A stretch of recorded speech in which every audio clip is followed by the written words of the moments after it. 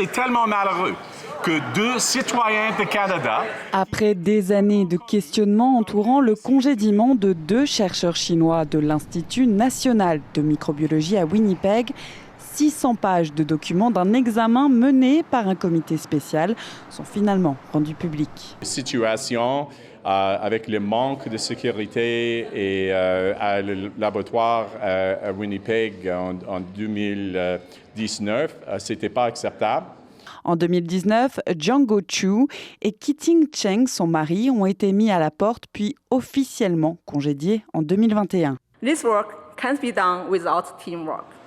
Cette docteure chinoise travaillait notamment sur l'élaboration du vaccin canadien contre Ebola.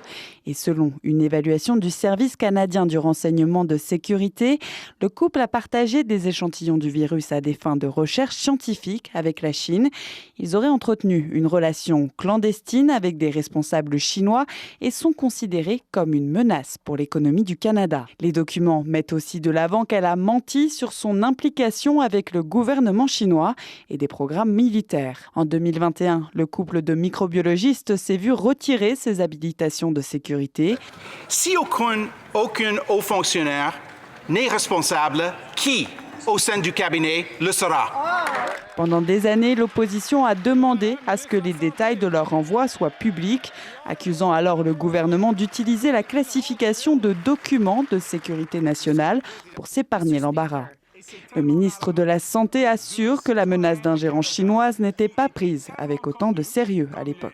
C'est la raison pour laquelle on a s'assuré qu'on a pris beaucoup de mesures, de s'assurer que la situation ne jamais arrive encore. Mais certains experts restent sceptiques. Le manque de culture de la sécurité et des affaires qui est au Canada est criant.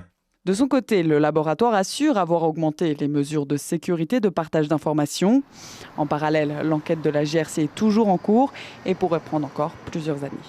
Ici Anne-Louise Michel, Radio-Canada, Winnipeg.